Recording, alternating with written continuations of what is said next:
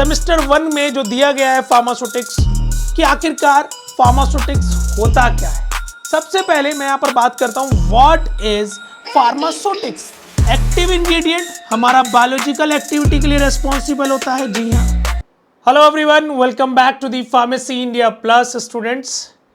सो जैसा कि आप लोग जान रहे हैं, हम ऑलरेडी यूनिट 1 फार्मास्यूटिक्स का सिलेबस डिस्कस कर चुके हैं और आज हमारा ये यूनिट 1 का सेकंड वीडियो होने वाला है, जिसके तहत हम आज डिस्कस करेंगे सेमेस्टर 1 में जो दिया गया है फार्मास्यूटिक्स कि आखिरकार फार्मास्यूटिक्स होता क्या है, हम क्या पढ़ने वाले हैं फार्मास्यूटिक्स में, क्योंकि फार्मास्यूटिक्स 1, 2, 3 इस तरीके से आपके डिफरेंट सब्जेक्ट्स इन्वॉल्व होंगे। पर जब तक हमें बेसिक नहीं पता होगा तब तक हम इसको कैसे पढ़ेंगे कि हम फार्मास्यूटिक्स में आखिरकार पढ़ते क्या हैं और क्या क्या पढ़ेंगे आगे चल के, हमारे बेसिक्स हमें कितने स्ट्रांग करने होंगे। तो चलिए शुरू करते हैं। और शुरू करने से पहले मैं यहां पर बता दूं, अगर आप पहली बार देख रहे हैं चैनल को तो फार्मेसी इंडिया ऐप जरूर डाउनलोड कर लीजिएगा, क्योंकि वहां पर आपको लेटेस्ट फार्म अपडेट्स मिलती रहेगी। और व्हाट्सएप और टेलीग्राम ग्रुप ज्वाइन कर लीजिएगा, पीडीएफ आपको वहां पर अवेलेबल होगी, लिंक डिस्क्रिप्शन में भी है, बारकोड स्कैन भी कर सकते हैं। तो चलिएगा, सबसे पहले मैं यहां पर बात करता हूं व्हाट इज फार्मास्यूटिक्स। हम आखिरकार फार्मास्यूटिक्स में क्या पढ़ते हैं। देखो, फार्मास्यूटिक्स एक ऐसी ब्रांच है साइंस की जिसमें हम फॉर्मुलेशन के बारे में पढ़ते हैं। जी हाँ, इस टॉपिक, इस सब्जेक्ट और इस टाइटल के अंदर हम देखते हैं कि किसी भी ड्रग को हम एक्सिपिएंट्स के साथ मिलाकर एक पर्टिकुलर फॉर्मुलेशन बनाते हैं, हम वो सब इसमें पढ़ते हैं। जी हाँ, ड्रग यानी कि एपीआई किसको कहा जाता है? एक्टिव फार्मास्यूटिकल इंग्रेडिएंट, जिसकी वजह से हमें एक बायोलॉजिकल एक्टिविटी मिलती है। यानी कि टैबलेट खा रहे हैं, ठीक है, अब सर दर्द की टैबलेट खा रहे हैं तो वो पूरी टैबलेट में ड्रग और एक्सिपिएंट है, और वो टैबलेट जो है वो फॉर्मुलेशन है, ठीक है। पर जो सर दर्द में आराम मिल रहा है वो ड्रग की वजह से मिल रहा है। पर कहीं ना कहीं जो वाइटनिंग देख रहे हैं, जो चमकना देख रहे हैं टैबलेट का, वो एक्सिपिएंट्स की वजह से मिल रहा है। तो हम यहां पर मैं अगर बता दूं, आप देखिएगा, एक्टिव इंग्रेडिएंट हमारा बायोलॉजिकल एक्टिविटी के लिए रेस्पॉन्सिबल होता है। जी हाँ, एक्सिपिएंट्स में क्या क्या आ जाता है? हमारा कलरिंग, कोटिंग, ये सब एजेंट्स आ जाते हैं। डोजेज फॉर्म हमारी अलग अलग, जैसे टैबलेट में बनाना है, टैबलेट में, कैप्सूल में, और मैन्युफैक्चरिंग, ये सब हम फार्मास्यूटिक्स में पढ़ते हैं, ठीक है। सो अब फार्मास्यूटिक्स की अगर डेफिनेशन की बात करूं, ये एक ऐसी साइंस ब्रांच है साइंस की जहां पर हम डोजेज फॉर्म को डिजाइन करना सीखते हैं, डोजेज फॉर्म को डिजाइन करते हैं, और it involves the transforming a pure drug substance into a safe and effective medication through suitable formulation।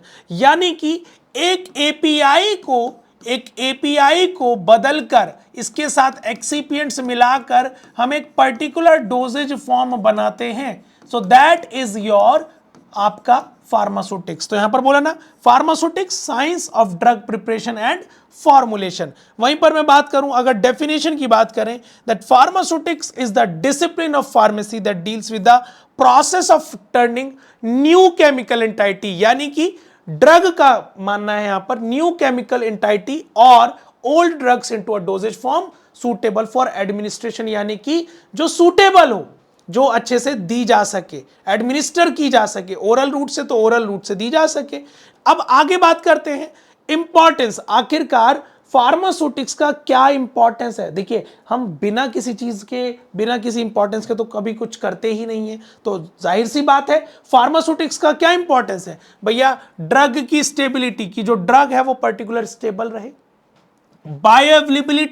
Bioavailability क्या होता है कि हमारी जो ड्रग है किस रेट से और किस एक्सटेंट से, एक्सटेंट का मतलब है बच्चा लोग अमाउंट से, कितने अमाउंट से हमारी ड्रग सिस्टमिक सर्कुलेशन में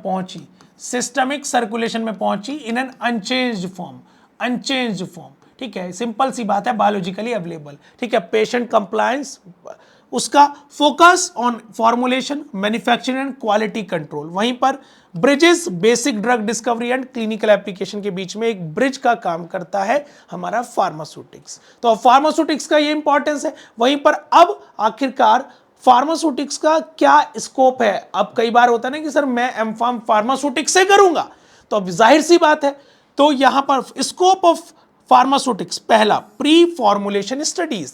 प्री फॉर्मुलेशन स्टडीज यानी कि पहले, फॉर्मुलेशन स्टडीज यानी कि फॉर्मुलेशन बनाने से पहले जो ड्रग के बारे में स्टडी की जाती है, भाई ड्रग का क्या कैरेक्टरिस्टिक्स है, इसकी ड्रग की हम फिजिकल कैरेक्टरिस्टिक्स पढ़ेंगे, फिजिकल, केमिकल कैरेक्टरिस्टिक पढ़ेंगे, ठीक है, केमिकल कैरेक्टरिस्टिक्स पढ़ेंगे, ठीक है, केमिकल, फिजिको केमिकल पढ़ेंगे, ये सब प्री फॉर्मुलेशन में आता है।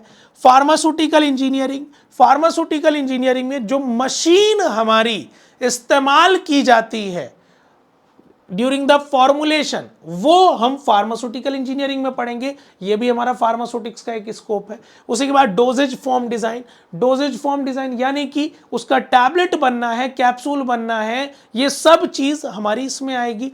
बायो फार्मास्यूटिक्स और फार्माकोकाइनेटिक यानी कि हमारी जो दवाई है वो बॉडी के अंदर जाने के बाद क्या रोल दिखाती है, किस तरीके का काम करती है, वो बायोफार्मास्यूटिक्स के तहत हम देखेंगे। उसी के बाद manufacturing and quality control, manufacturing department में जहां पर फॉर्मुलेशन बन रही है, ये फार्मास्यूटिक्स का स्कोप है। पैकेजिंग एंड लेबलिंग, दवाई जब तक अच्छी दिखे ना तो अच्छी बिकती नहीं है, तो पैकेजिंग एंड लेबलिंग, ये सारे हमारे फार्मास्यूटिक्स के स्कोप है। ठीक है, आगे बढ़ते हैं। हिस्टोरिकल बैकग्राउंड की बात करें, ठीक है, शॉर्ट में देखिएगा हिस्टोरिकल बैकग्राउंड। हम यहां पर हिस्टोरिकल बैकग्राउंड में पुराने समय में एंशिएंट मेडिसिन सिस्टम चलता था, ठीक है, जैसे आयुर्वेदा हुआ, यूनानी हुआ, हर्बल प्रिपरेशंस हुआ, ठीक है, उस समय पे भी पाउडर और डिकॉक्शन जैसी फॉर्मुलेशन हुआ करती थी, ठीक है, पाउडर फॉर्म में, ठीक है, फिर एक्सट्रैक्ट आया, टिंचर आया, फिर उसी के बाद टैबलेट, कैप्सूल फॉर्मुलेशन आई, ठीक है, उसके बाद इंजेक्शन एंड आईवी प्रिपरेशन, फिर एडवांस डोजेज फॉर्म आई, जैसे आपने इनहेलर और ओट्राविन देखा, ठीक है, और उसी के बाद मॉडर्न ड्रग डिलीवरी, जैसे एनडीडीएस की मैं बात करूं, एनडीडीएस की बात करूं, लाइपोसोम हुआ, ठीक है, इस तरीके से हमारा ये हिस्टोरिकल बैकग्राउंड रहा है मेडिसिन का या फार्मेसी की। अगर मैं बात करूं, एक छोटा सा एक क्विक आउटलुक मैंने यहां पर आपको दिया है, जिससे कि आपको एग्जाम में एक आइडिया लग जाए, ठीक है। चलिएगा आगे बात करते हैं, यहां पर उसी के बाद बात करते हैं ब्रांचेस ऑफ फार्मास्यूटिक्स। आखिरकार कितनी ब्रांचेस है हमारी फार्मास्यूटिक्स की, ये हमें देखना है, ठीक है। जैसे पहला है फिजिकल फार्मेसी। फिजिकल फार्मेसी में हम फिजिक्स यानी कि फिजिक्स वर्ड आ रहा है, ठीक है, फिजिकल फार्मेसी यानी कि फॉर्मुलेशन का जो भी रिलेशन, जो भी हमारा ड्रग है उसका पार्टिकल है, सारी फिजिक्स के बारे में पढ़ेंगे, इसीलिए यहां पर बोला फिजिकल फार्मेसी।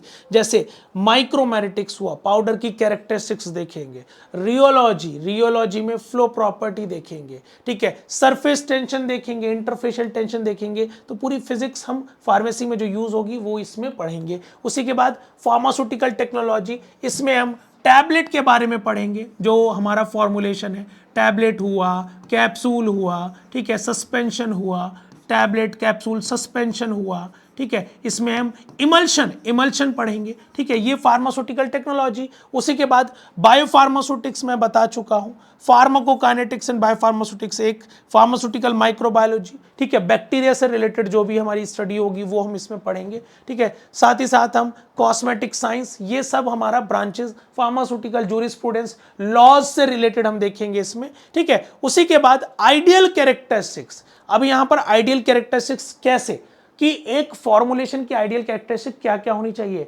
भाई सेफ होनी चाहिए, सेफ यानी कि वो हार्मफुल इफेक्ट प्रोड्यूस ना करे, ठीक है, शुड नॉट कॉज हार्म और एडवर्स इफेक्ट, ठीक है। उसी के बाद स्टेबल होनी चाहिए, मतलब उसकी फिजिकल और केमिकल प्रॉपर्टी सही होनी चाहिए। क्यों होनी चाहिए, कि ऐसा ना हो बनाई थी टैबलेट वो पिघल गई, वो खराब हो गई, ठीक है। उसी के बाद अट्रैक्टिव अपीयरेंस, अच्छा दिखना होना चाहिए, ऐसा नहीं कोई टैबलेट बनाई वो भद्दी कलर की दिख रही है तो कोई खाएगा नहीं खाएगा। तो ये अपने आप में easy to use, easy to administer, ठीक है, अगर कोई ओरल डोजेज फॉर्म बना रहे हैं तो वो इजीली एडमिनिस्टर की जा सके। पेशेंट एक्सेप्टेबिलिटी हो, तो यहाँ पर ये आइडियल कैरेक्टरिस्टिक्स होनी चाहिए हमारी फॉर्मुलेशन में। वहीं पर कि भाई हम क्या क्या पढ़ेंगे फार्मास्यूटिक्स 1 में, हम डोजेज फॉर्म के बारे में पढ़ेंगे, लिक्विड डोजेज फॉर्म के बारे में पढ़ेंगे, सेमी सॉलिड डोजेज फॉर्म और गैसेस डोजेज फॉर्म, इन सब के बारे में हम अपनी फार्मास्यूटिक्स 1 में पढ़ने वाले हैं। ठीक है, वहीं पर मैं बात करूं उसी के आगे चलते हुए कंटिन्यूटी में, अब रोल ऑफ फार्मासिस्ट, ठीक है भाई, एक्सपर्ट फॉर्मुलेशन को डिजाइन करना, क्वालिटी कंट्रोल, पेशेंट एजुकेटर, ठीक है, clinical adviser collaboration, storage and dispensing, और हमारा रेगुलेटरी और इनोवेटर, इनोवेट करना एक फार्मासिस्ट का रोल रहता है। ठीक है, तो ये हम सब फार्मास्यूटिक्स 1 में कवर करने वाले हैं। ठीक है, यूनिट 1 का आगाज हो चुका है, अच्छे से पढ़िए, मेहनत करिए, और कोई भी डाउट है तो जरूर कमेंट सेक्शन में डालिएगा। ठीक है, आशा करते हैं हम अपनी तैयारी अब इसी मजबूती के साथ शुरू करेंगे। अब एग्जाम में बहुत अच्छा मार्क्स आने वाला है, जस्ट फोकस, जो पढ़ाया जा रहा है उसी को फोकस रखें। ठीक है, फार्मेसी इंडिया ऐप जरूर डाउनलोड कर लीजिएगा, क्योंकि वो आपको आपकी प्रिपरेशन में बहुत बूस्ट करने वाली है। जय हिंद, जय भारत, मिलते हैं नेक्स्ट वीडियो में, नेक्स्ट पार्ट में। Thank you.